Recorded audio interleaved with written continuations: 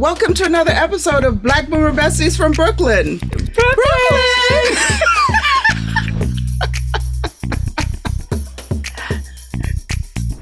You might recognize the shoes in the background. We are together.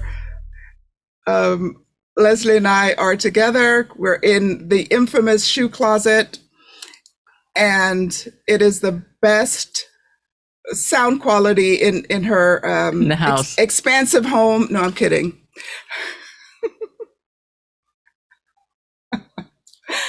So so we're doing a new thing here. Okay, we're doing a new thing. We wanted to do a live. We've been trying to do a live for a long time. Some stuff happened that just made it impossible. What happened is I lost my family pet. She got sick and she had to be euthanized the day before we were supposed to go live the last time. So I was just not able to do the live. So we had to cancel. But here we are, we're doing a live, and it's we are grateful that there was such an outpouring of feedback from our last episode, episode 8, where Natalie was on as a guest, and she shared with us an adventure that she and her sister Colleen went on in doing some family research in Jamaica. And so we are bringing now their mom, Lilith Ridgert, that you all now know through the story, but yep, there she is in person. And we also are bringing on board a dear friend of ours. Leslie and I went to high school together. That's right. But then Kay and I went to Penn together. Yeah. And so Kay responded so emotionally to the episode. And I'll tell you specifically what connected her to the episode. And she shared an amazing story that happened with her. And so we thought we would invite her to tell her story. She shared some pictures with me, and so we'll have those to show you as well. And so we're going to jump in. But I do see that Colleen is here. Yay, we got one more person. Is that Colleen? One more person coming. So our fan squad doesn't know Colleen yet because she wasn't on the episode with her sister. And so we now have to introduce Colleen to the gang. So this beautiful woman that you see here is Colleen Hines Rogers. Oh, what we're drinking? What you have in that glass?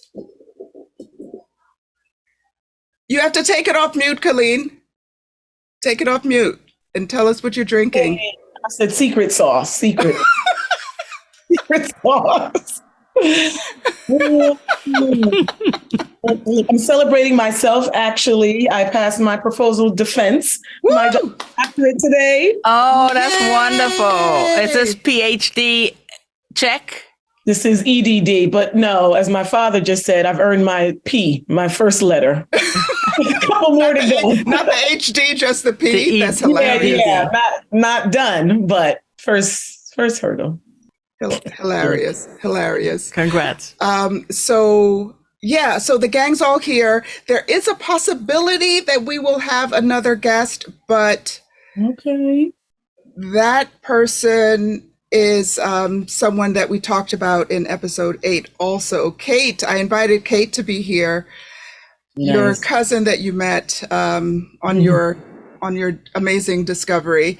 But as you probably know, she is vacationing in Spain. She's going back to England late tonight. So it's possible that she may be able to join. So we'll cross fingers on that. So what I thought I would do, I'm getting two voices in my ear, so I'm just ignoring the second one and just kind of pushing through. That's what I do. I get voices fine. in my head all the time. So I've learned to, function Different in life reason. without A it. different Reason. cause, I though. didn't A take my different meds cause. today. So I took my I hear meds those and- voices also. I took my meds. Okay. Yeah. Oh, by the way, let me also let you know that we've got a commentator, Samaya, that is Oh, off a screen. moderator. Our moderator, rather. Our moderator, Come I mean. just get in the camera and that's Amaya, my goddaughter. My beautiful goddaughter. Are you able Helping to get out. on Facebook? Are you seeing? I need I'm on Facebook. I Yep. have you followed. I need a request for me to join your live. Oh, I see. You want to take my phone and find currently live on Facebook? on Facebook? I'm supposed to be, yeah. Okay. So Here you go. For some reason, it's not letting me join that, so I'll have to send you a request. You can take this and figure it out. Thank you so much. You're a tech person. You're a youngster. Youngin. Okay, so we talked about all of the research that was done, all the discoveries and so on.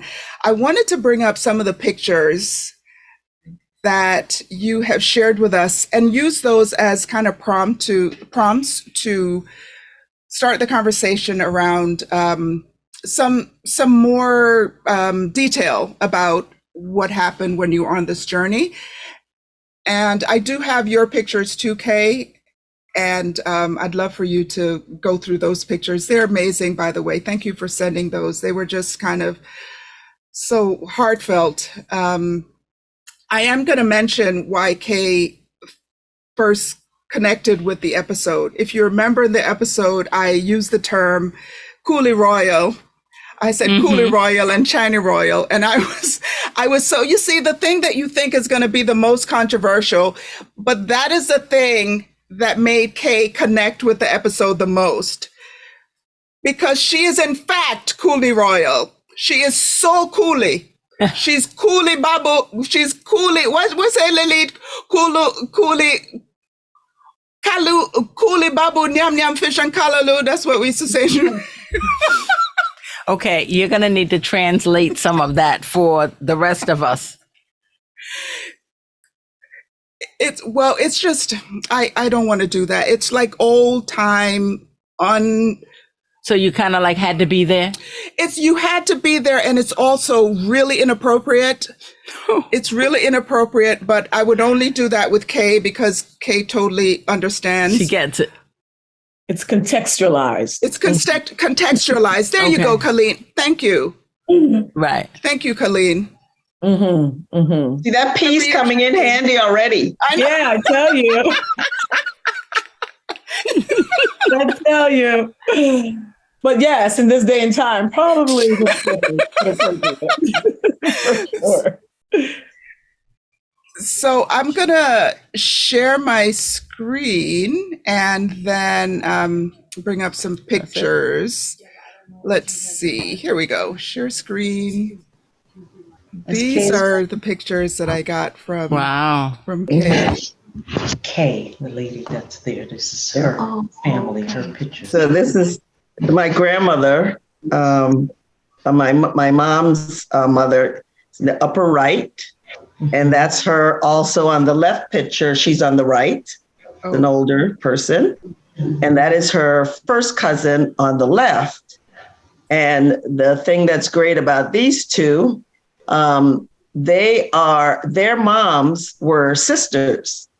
And two Indian sisters married two Black brothers. And, in their family, so many of them look very similar because of that connection. And the woman on the left, she is probably my last relative on that side of the family. She's now 94. And she's still alive and healthy, and she lives in Cleveland. And her daughter is in the bottom picture. Her daughter is the woman on the left, far left, and then that's my mom on the right. Oh, okay. And my mom's sister, so my mom's sister and my mom, they're the products of my grandmother. Different dads, they're 8 years apart, but it's just they're just really close, and I'm still very close to them. So it's just nice when I listen to the previous episode and you were talking about, like you said, Angie, Coulee Royale. I mean, my family, I mean, East Indian women were my great grandmother and her sisters, and they married Black brothers. So the mixture, I know in Guyana they call it Dougla. So there are a lot of names that we share, and that's why it was so funny to me to hear that. Outside of, if you look at my cousin, she's also, her father was white and Portuguese and Indian mix up. So she looks very fair, right? But we're all blood relatives, Wow. I've got cousins where I've got cousins that are Black and Indian, Black and Chinese. So I think that's not unusual in the islands, right? That we run into those kind of mixtures. So yeah. Lily, remember that song, nobody's business, nobody's business, nobody's business but me own. You know that one? Yeah. If I'm married to a nigger man, have a picnic for a China man, nobody's business but me own. That's some song. That's a real song. That's a real song. I think I have a few more pictures in this, Kay. So that's Aunt Sheila on the left. I saw her a couple years ago when my kids were in college, and in Dayton, Ohio. Whenever I pass by, I try to stop and visit. And that's me in the middle with my cousin Loris. We always used to I'd have the birthday and cake, and this is icing, not no frosting, right? Icing. And the picture on the right, these are my cousins. I grew up with them in my village. My parents met as teenagers in my village, and they were married 49 years when my mom passed. But all of my cousins, we all grew up in the same village. A lot of the reasons why we were always together was because our parents left Guyana either to make their way elsewhere. My parents came to the U.S. My mom in 1967. She was part of that Caribbean influx of nurses they were trying to bring into the States. And your mom was a nurse. She was, she was a nurse for 41 years. And, it's one of those things where all of us we're raised by our aunts and uncles.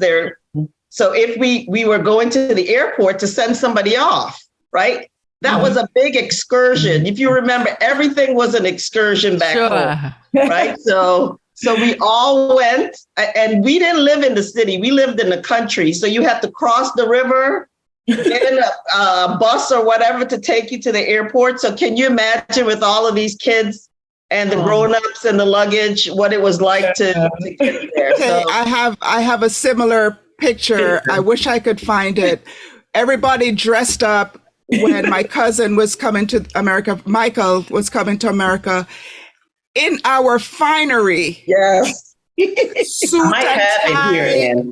But that's a common thing, I think, across the whole diaspora, where when we travel, we put on the finest clothes, sometimes our Sunday clothes, and everybody, the suit, the tie, or whatever. Hey, Natalie has the picture. Look, Natalie has a picture. Wait. Don't point out which one is me. Oh, like they can't tell. Like they can't tell. That's funny. Can't That's hide me. it. You can't That's hide me. it. Me in the second row. My head is a little bent forward, and that's my sister with her arms up, and my brother with the little bandage on his face. Oh. Oh yeah. Beautiful. Sorry, I'm Oh. still having trouble with my microphone, but we're just going to push ahead. So anyway, I thought these were amazing. Thank you for sharing them, Kay. Can you quickly tell us what happened when, I know you now live in Rochester. Yes. Hmm. So Yeah. as I mentioned, my great grandmother she had 3 siblings, 2 sisters and a brother. And the sisters all lived in the country. And honestly, I wasn't even aware of the brother.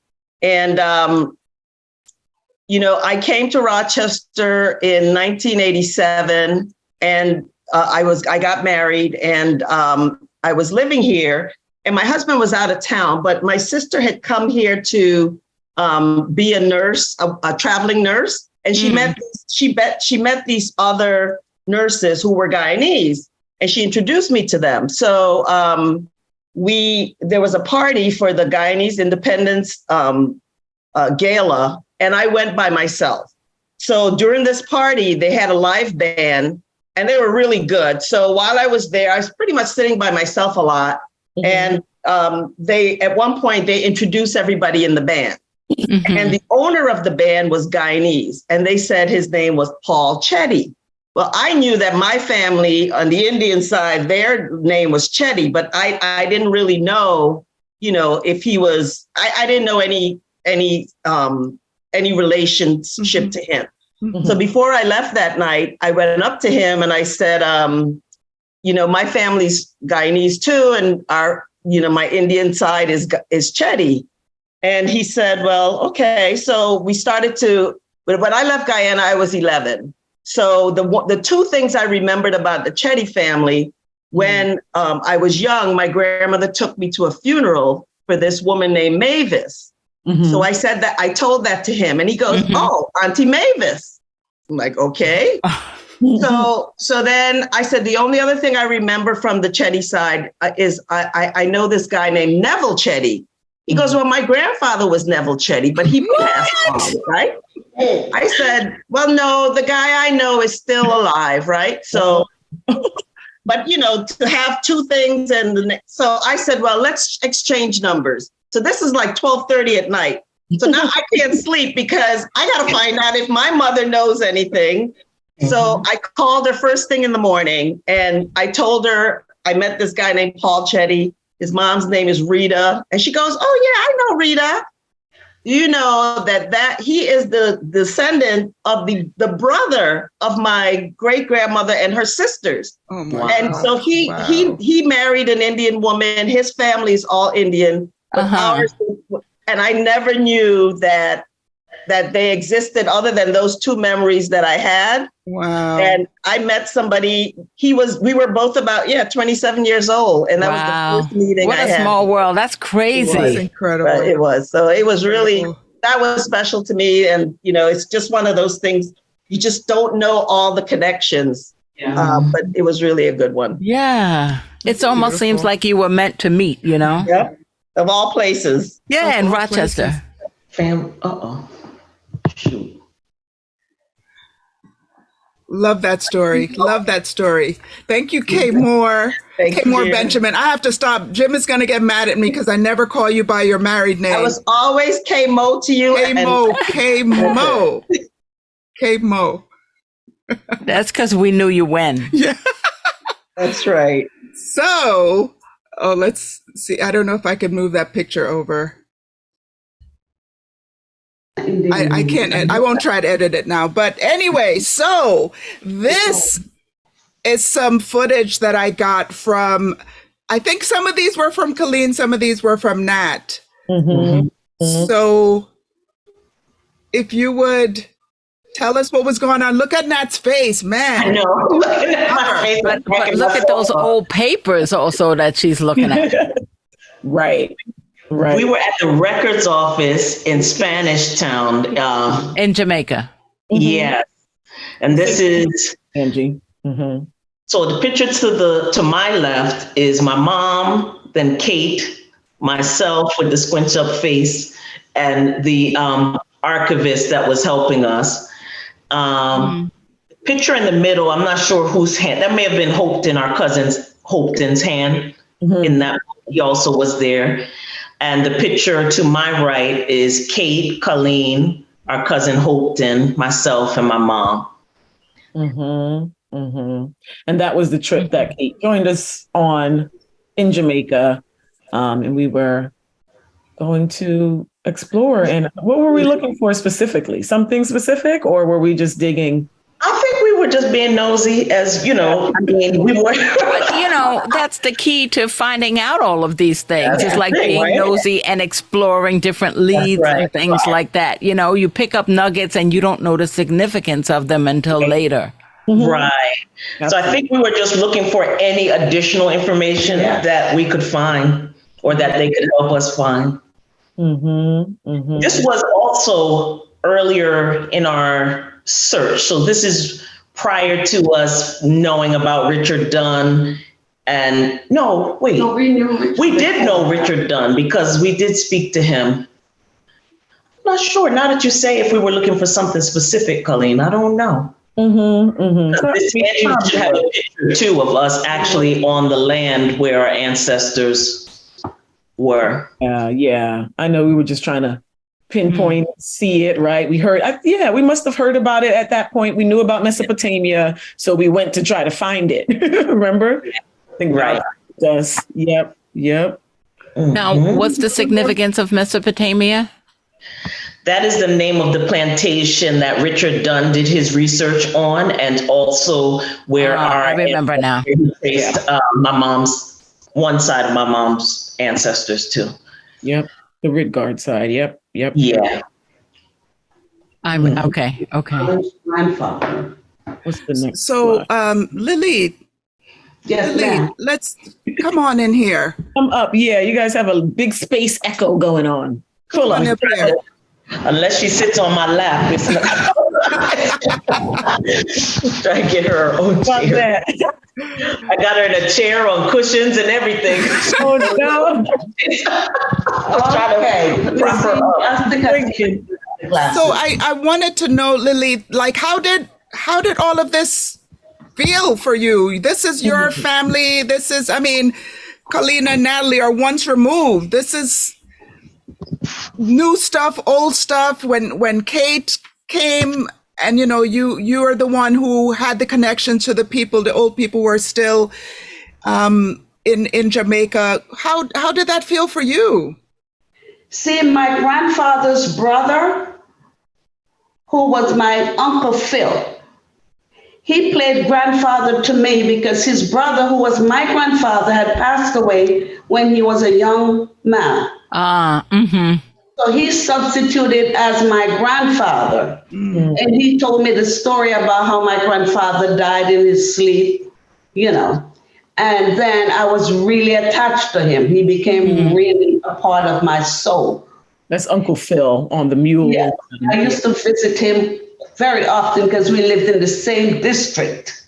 That was walking distance. So this is Kate's great-grandfather. That's Kate's great-grandfather, her mother's grandfather. Yeah. I remember that. Okay. Yep.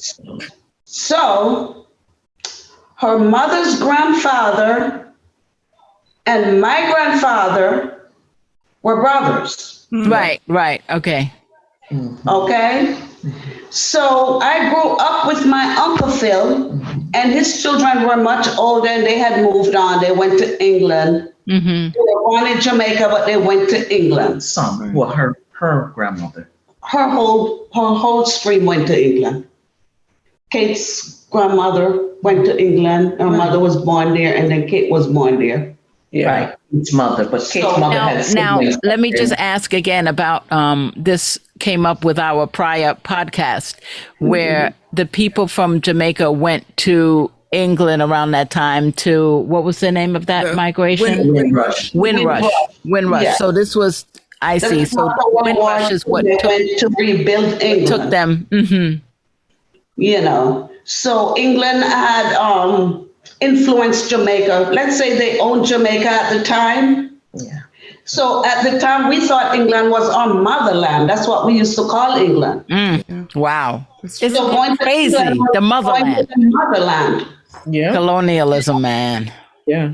And some of them give up their little homes, their little piece of land.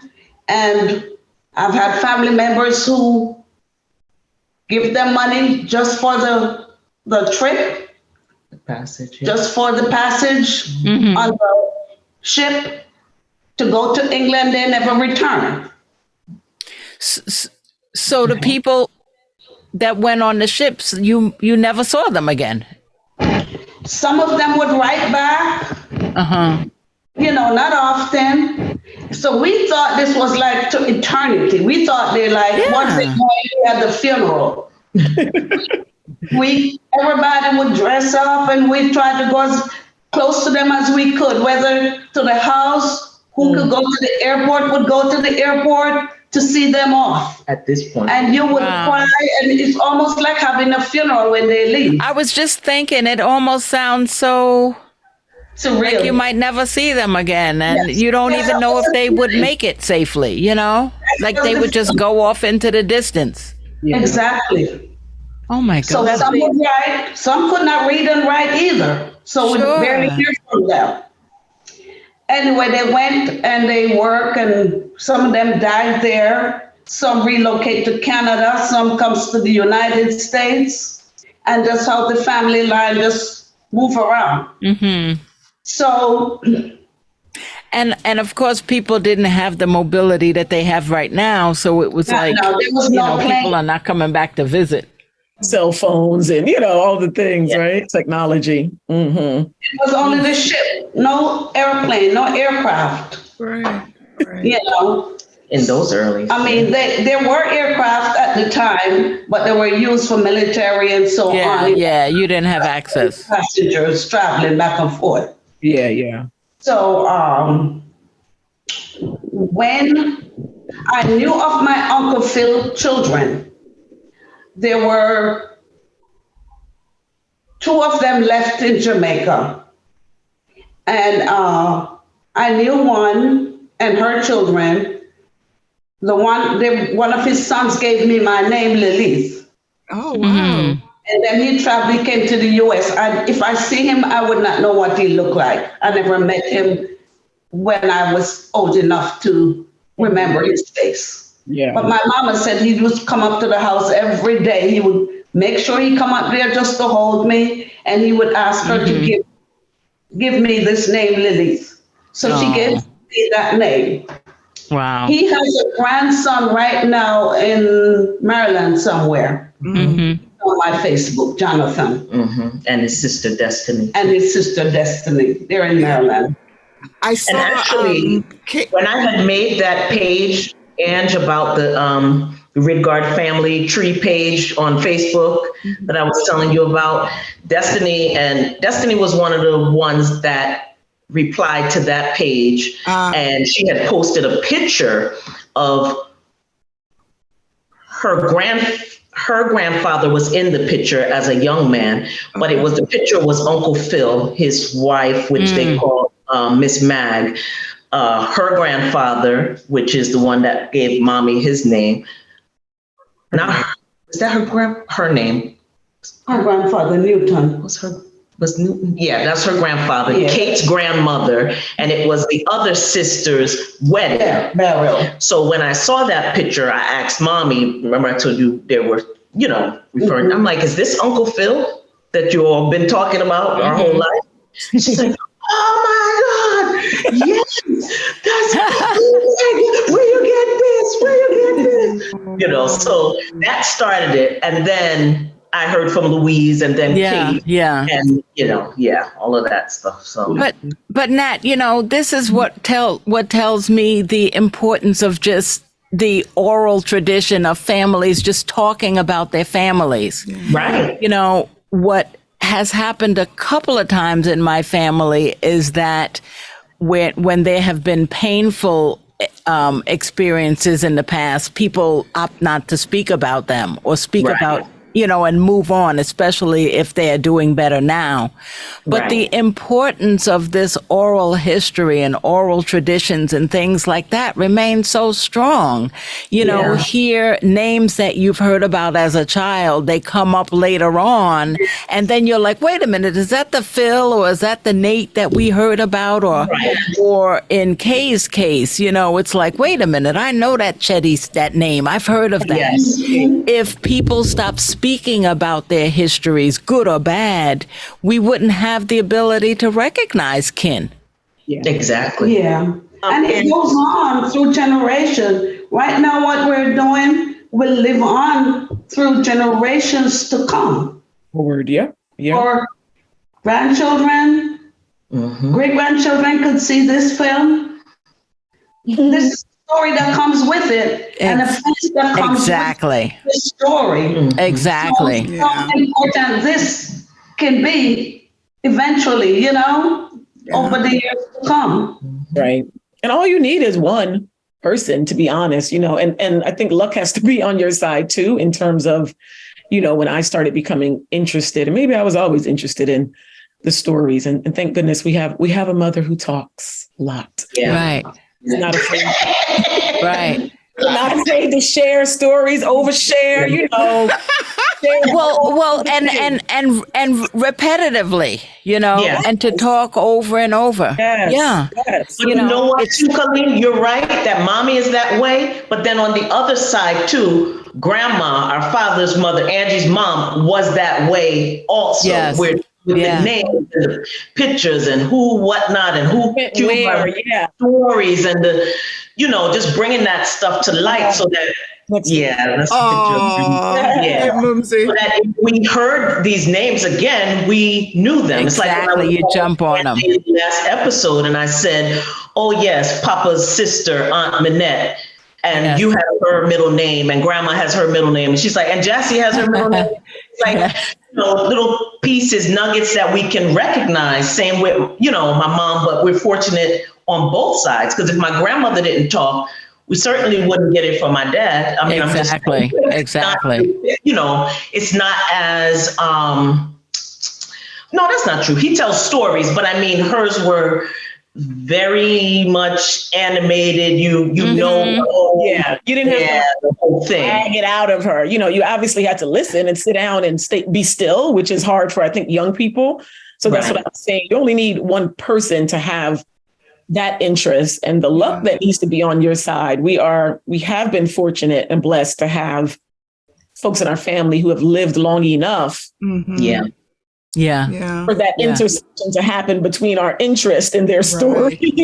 Right. That's right there. Do you find that some of those stories, it's funny, I've listened to stories from my dad and his brothers, and sometimes you hear the same story in different places, and then you're like, oh yeah, hey, that sounds like the Bible.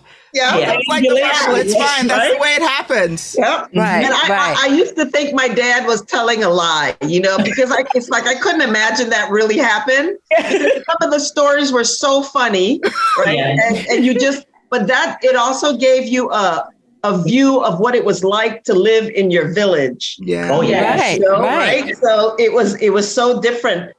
I left Guyana when I was 11, so I didn't know a lot of stuff, but I grew up listening to the stories from aunts and uncles. So you do get a good picture of what their life was like. Right. Sure. Right. Yeah.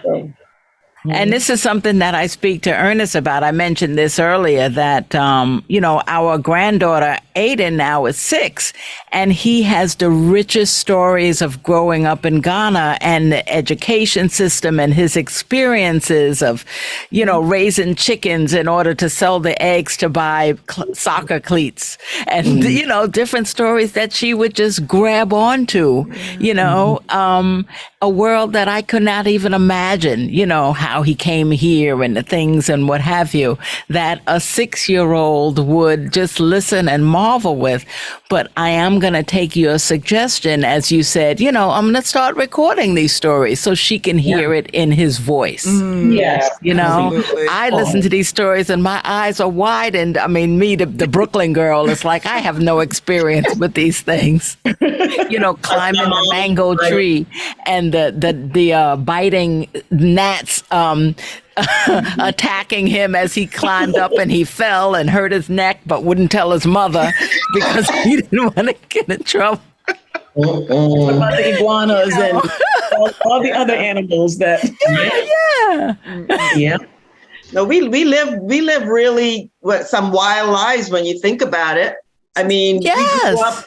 we grew up killing snakes that might be in your yard or in the bushes. Right. Things you that know? are just, Chicken, mongoose. My husband's Yeah. Jamaican too, so Lord, I get the stories on many fronts. We get all the stories. like, And our cousin's Lambs husband. killing the mongoose. I'm like, okay. like Steven Spielberg would make movies about this. Yeah. Yeah.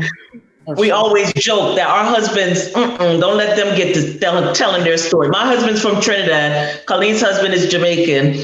And our first cousin, Nadia, her husband is Haitian. I mean, when you get to telling the tales about it is hilarious. Like my kids are like, we don't want Uncle Nick to tell us no stories. We don't want episode by itself. It's just Rolling calves and the duppies and the yes.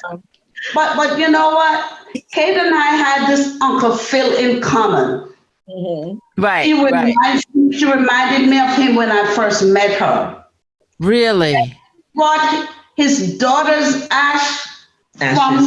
From where was that? New Zealand. New Zealand. That's her grandmother's ashes from New Zealand. That's Uncle Phil's daughter. Right.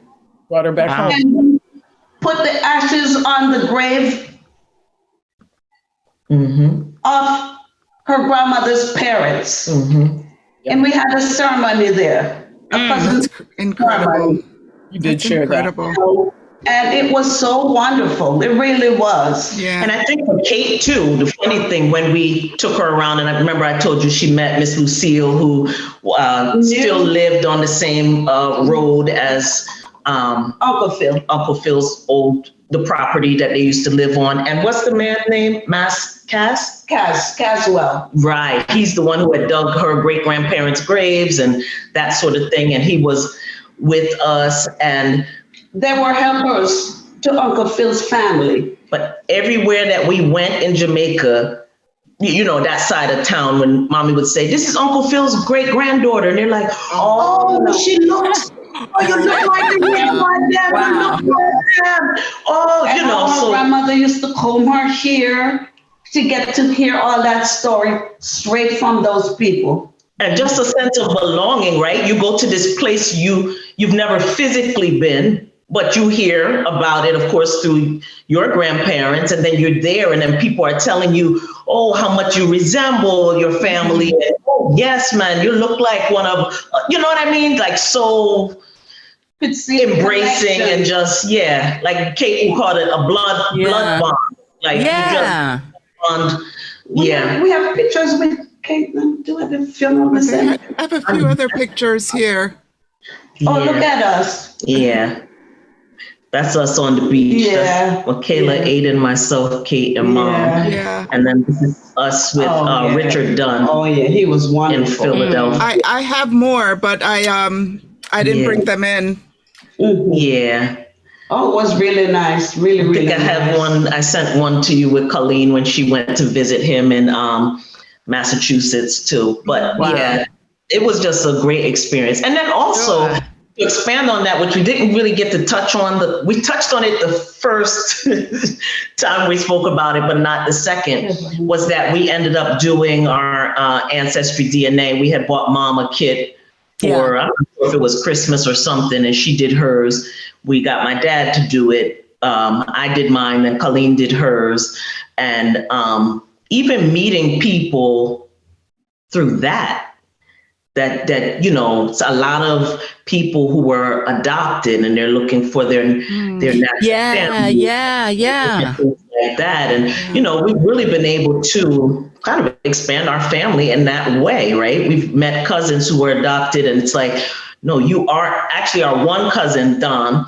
He is a white man from Oklahoma. Well, clearly he's mixed, but you know what I mean. He has Mixed up. He looks right. He and raised as a white man in Oklahoma, and I was so nervous to reach out to him initially because I'm like, oh boy. I still find it hard. Oklahoma, boy. Tulsa. Oklahoma didn't do well for us. Right. Well, when I tell you he is the sweetest soul, Colleen actually had to go there on a work trip. And Colleen, you could tell your part of meeting him and his family in person and everything. Hey, Don, let's meet up for dinner. Don was he was like, I knew I had some black in me. From the time I started talking to him, he said, you know, I always knew something, but I never knew, you know? What did he really was fond of chicken? But you know what? Because he lived in Oklahoma, right? Like, so tan, dark. I'm like, okay. A lot of native tribes, he said they would always come to him and speak to him in their native tongue. When he lived in Hawaii, he said people would mistake him for a native all the time, you know, because he was darker than, I guess, you know, his peers. But sweetheart, like another, all the things you would think you don't have in common to make you not family. There's just so much love there when you talk to him. He's like Snooki, but from Oklahoma. But see, this is, I tell you, this is why in one of our episodes, we talked about the richness and the beauty of diversity and inclusion. Yeah. You know, we spoke about the end of the Supreme Court affirmative action decision in one of our podcast episodes, which I know you've listened to. But, I did miss that one. But again, you don't want to lose the opportunity to have these kind of connections and conversations. And independent of the fact that you may be related or not to these people, this history, it comes around. Oh, yeah. Of course. Oh, yeah. It sure does. Yeah. And we need more opportunities for such interactions, not less. Yeah, correct. Absolutely. And the world is so much smaller than you think. So much smaller. So like even Kate, right? And when we connected, of course, and on Facebook, you know, we connected there too. Sure. Well, she had a friend that she went to like preschool with. And his last name was Hines, spelled like ours. And his father was Jamaican. So he reached out, I guess, seeing our friendship. And maybe at that time, too, we were probably tagging each other in pictures and stuff like that. He reached out to me and he's like, you know, asking about the last name and say, you know, I wonder if we might be related too. So then we start, you know, corresponding a little bit. So he said his mother was Indian. I'm bringing this up too for Kay. And her last name was Lakaraj, but they're from Westmoreland too, right? So I'm asking mommy about them, and he asked his mother if she knew Ridgards, and she said, "Yeah, I know some Ridgards, you know, blah blah blah." I asked mommy, and mommy said, "Yeah, you know Hazalakraj, that same guy who was working at Nutmeg Villa when we stayed there. We stayed at a villa. We went on a trip for a week, and we stayed at a villa. Yeah. And the guy, he was." I don't know what his position was. I think they may have named him the butler, but he basically handled everything with us in that house. He wasn't the cook. He was the butler. And his name was Jermaine. Mommy said, yeah, he was a Lakraj too, from Westmoreland. Ask him. I asked the guy. He said, that's my first cousin. I'm telling you, the guy lives in England, you know. Cousin is in Jamaica. Wow. I just happened to meet my cousin that's in England. They went to school together, not even big grades. I'm talking preschool. Right. And we happen to have the same last name, but we haven't found our connection. But come to find out, we had just spent a week with his first cousin, and his first cousin knew mommy's cousins because they're from the same area. You know what I mean? That's so crazy. That's why you have to be good to people. You really have to be good to people. You never know how. when Colleen was in England going to school, she was doing her master's. Snooki and I were at the train station in London, trying to get on the train, and this little half Indian girl walked up to me and she said, "Are you Jamaican?" And I'm thinking to myself, am I that obvious? Gosh. Is it written on my forehead, right? I said, yeah. I said, "Are you Jamaican?" She said, "Yes." So I said, "Well, where are you from in Jamaica?" She said, "Smithfield." I almost passed out. Petersfield is like a It's like a little spot. Yeah. Oh my goodness. Hey. Do you guys know a Compton Hines? You never know. No, I don't know. No Compton Hines. Well, he was Guyanese, but he was my headmaster when I was in Common Entrance class, and he was Compton Hines. So you never know. Maybe You don't know. Never know. We don't know much about the Hines side, so we don't really know if anything is possible. You know. You're like, is it a Hines with a D? Yeah, Might be our people. It is. So guys, we're gonna switch gears for a minute. Sorry to be. I don't know if I'm interrupting because I'm hearing so many voices in my head. We talked about that, but I wanted to just say first of all that when Lilith made the point about the importance of having these conversations, and the way that we heard about these stories was through oral history, and it really made me see that she understood why Leslie and I started this podcast and why we wanted to get these voices out there, right? All of the podcast isn't about ancestry and things like that, but we think it's so important to have stories about people who are like us. Do you know what I mean? And connection. Right. And to have that be a part of what becomes this cacophony of stories that are out there. We think it's really important. And so I want to officially announce that we have started Patreon. And Patreon is a subscription service where you can sign up and support our podcast. You can sign up at 2 tiers. It's $5 a month or $10 a month. So not a lot of money. It does cost. Starting a podcast is free, but doing a podcast well does cost money. We have a small team that we've hired, and we want to really keep doing this. And so Patreon is the way that our fans, old fans, new fans, future fans can support the podcast. So we are going to have a link to our Patreon account. So you guys, what are we calling our fans? We're calling the Besties Quad Squad. The Besties Quad Squad. Okay. Quad Squad. So there's a couple of hidden intellectual it's a double entendre, right? So innuendos 4 because in it's that. 4 B's. Don't tell them. Oh, sorry. Okay. That can come out later. Don't tell I'm supposed to. I tell you, man, don't take her anywhere. Can't take her anywhere. Mommy would always say, you can't keep a secret. I thought I was over that.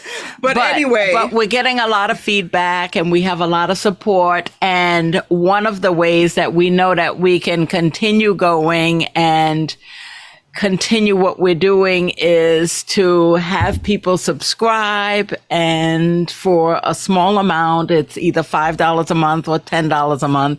I was the first subscriber. Pull the trigger. I'm like, Leslie, I was the first subscriber. Just wait. Wait till it's official. I go in. I want to make changes. There was one subscriber. Leslie's already subscribed.